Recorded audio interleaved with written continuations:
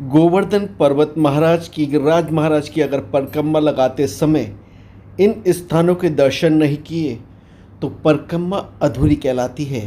तो आप लोगों से गुजारिश करूंगा कि प्लीज़ परिक्रमा लगाते समय इन स्थानों के दर्शन अवश्य करें। जय गिरिराज जी महाराज की। यह स्थान परिक्रमा मार्ग में ही है। आज हम आपको दर्शन कराएंगे गोवर्धन महाराज के।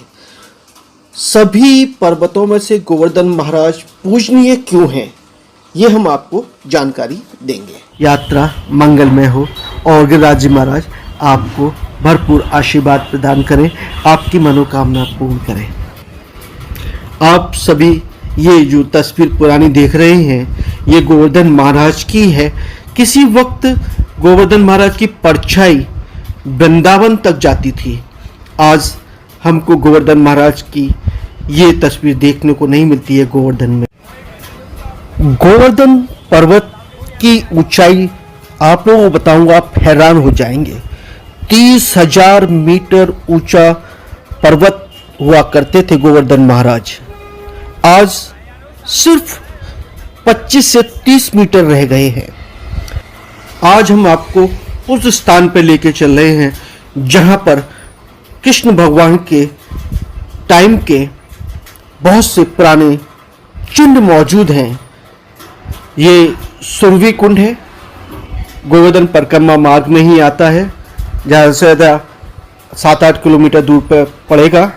इसके अंदर आपको चलना है और हम इसके अंदर जाने के बाद पहुंच जाएंगे जहां श्री कृष्ण भगवान ने गोवर्धन पर्वत को उंगली पर उठाया था।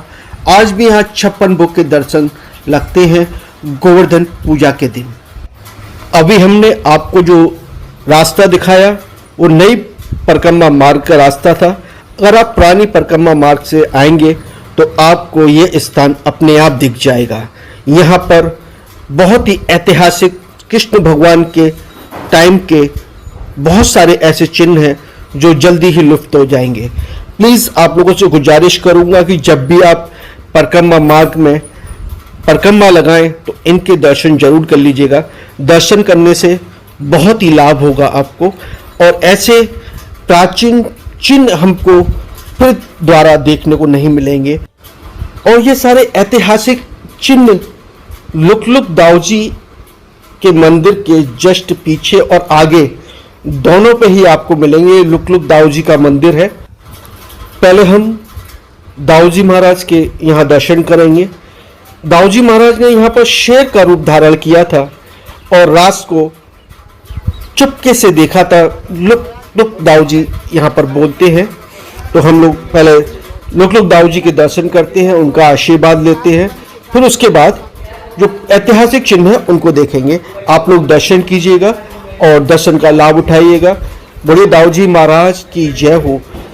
यहाँ पर शेर का रूप धारण किया था दाऊजी महाराज ने रास देखने के लिए। ये संजय के नेत्र जो महाभारत में दृष्टि दी थी संजय को देखने के लिए, ये वो नेत्र। आंखों से लगाओ, कभी दुखनी नहीं आवे, चश्मा नहीं लगे।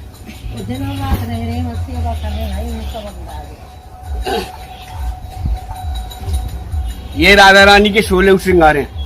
ये वाइट दिखता है, इस राधा रानी के 16 श्रृंगार है।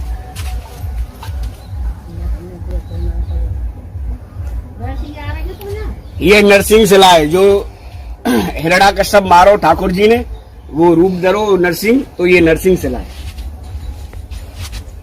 आ जाओ भैया। भगवान श्री कृष्ण की लीलाएं ब्रज के जर्रे जर्रे में देखने को मिल जाएंगी।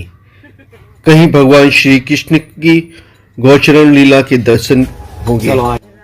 यहाँ पर काजल की भी शिला हुआ करती थी, वो भी चोरी हो गई है। और गोवर्धन महाराज को एक श्राप मिला था, उस कारण भी गोवर्धन महाराज तिल तिल घट रहे हैं। जाते बड़ो राजा कुएं। ये ठाकुर जी जब जा रहे हैं तो एकदम फिसल गए। तो सब ग्वाल वाल हंसने लगे कि महाराज कैसे फिसल गए, तुम्हारे यहाँ तो 9,000 गाय हैं। 9,000 गाय है। तो ठाकुर जी ने कही कि भाई वे फिसल गया, तो ये ठाकुर जी की फिसल पट्टी है, ये 8 उंगली है ठाकुर जी।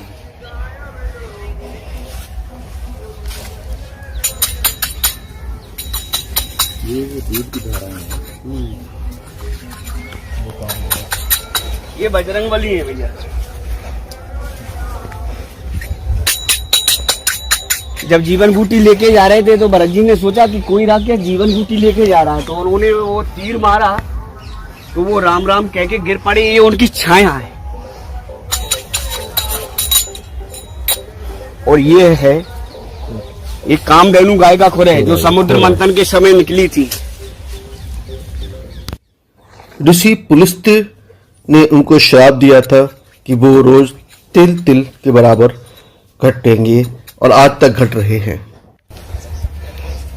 ये ठाकुर जी को चरण है जो एक ही पांव पे बंसी बजाई, जैसे गाय उधर उधर चली जाती थी तो ठाकुर जी यहाँ बंसी बजाई तो सब गाय इकट्ठी हो जाती थी। तो ये ठाकुर जी का चरण है एक ही। ये सुरभि गाय थी, ये सुरभि गाय के बछड़े के पैर हैं।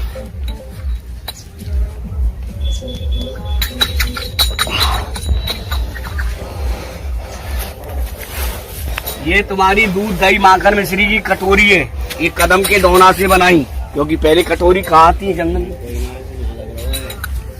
अरे बाहर आया हूँ।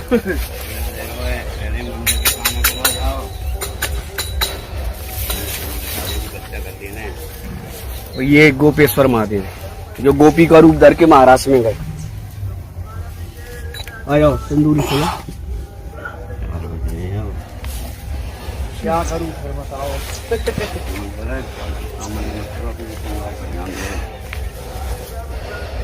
ये चंद्रमा भैया। क्या है? चंद्रमा।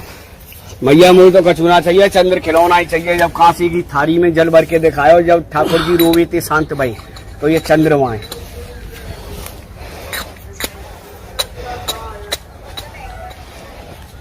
ये आया भैया, ये है सिंदूरी सला। या राधा रानी ने अपनी मांग भरी जब ठाकुर जी महाराष्ट्र में ले गए। ठाकुर जी ने कही अगर तू बरसाने जाए तो महाराष्ट्र के काजे दे रह जाए, तो ठाकुर जी ने कही तेरी शक्ति और मेरी भक्ति जा। देखो जी, जहाँ पे तू उंगली घिस देगी उसी पे सिंदूर प्रगट हो जाएगा। तो ये सिंदूरी शिला है। एक बड़े यहाँ पे काजल की शिला भी हुआ करती थी पहले। नहीं भाई, कहाँ है काजल? अच्छा, तो यहाँ पर काजल की भी तो चोरी हो गई। यहाँ तो भैया समुद्र है, कब कौन काले जाए और कब कौन क्या हो जाए। ऋषि पुलस्त्य गोवर्धन के गिरिराजी पर्वत के नजदीक से होकर गुजर रहे थे। इस पर्वत की खूबसूरती उन्हें इतनी रास आई, ऋषि ने द्रोणाचार्य के से आग्रह किया, मैं काशी में रहता हूँ, आप अपना पुत्र गोवर्धन मुझे दे दीजिए। ये है, ये राधा रानी की खड़ा मुंह है। क्या है? ये राधा रानी खड़ा हूँ। हाँ, पैर तुम देख ही आए ठाकुर जी को, ये खड़ा मुंह है और ये ठाकुर जी को कान है। जो गाय चरा रहे तो रोटी पानी खा के लेट गए, ये कान है, से एक ही कान है। मैं इसे काशी में स्थापित करना चाहता हूँ। रास्ते में जब वृद्धाम आया तो गोवर्धन को याद आया कि भगवान श्री कृष्ण बाल्यकाल में लीला कर रहे हैं। गोवर्धन पर्वत ऋषि के हाथ पर धीरे धीरे अपना भार बढ़ाने लग गए, जिससे उनकी तपस्या भंग होने लगी।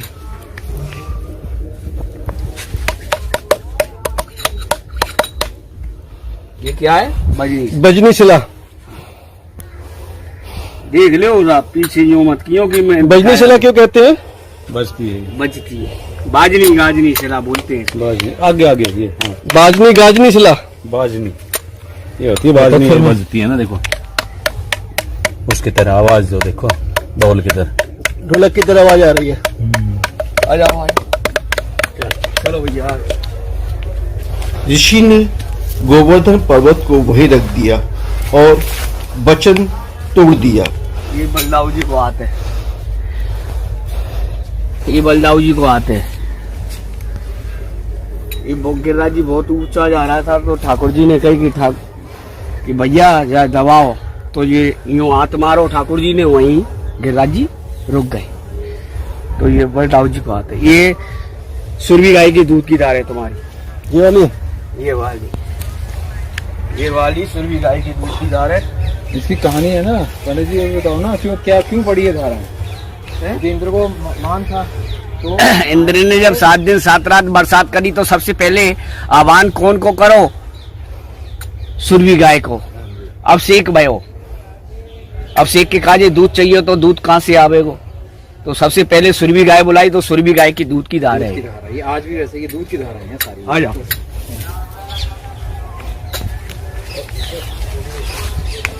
ये इंद्र दबन, देव दबन, नाग दबन। ये इंद्र दबन जो इंद्र को मार भंग करो, देव दबन जो देव दबाए, कालिया नाग जो कालिया नाग को मान मर्दन करो। ये तुम्हारो श्यामकरण घोड़ा, सुरभि गाय, श्यामकरण घोड़ा और ऐरावत आती है। श्यामकरण घोड़ा, ऐरावत हाथी कौन सा है? अरे आ जाओ, आएंगे जब भाई तो मालूम पड़ेगी कौन तो वहाँ है।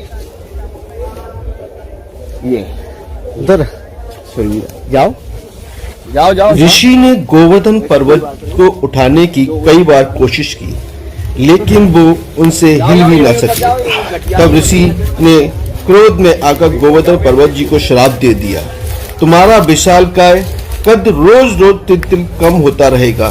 कहते हैं तब से गोवर्धन पर्वत लगातार घटते जा रहे हैं, तिल तिल रोज घट रहे हैं। ये ऐरावत हाथी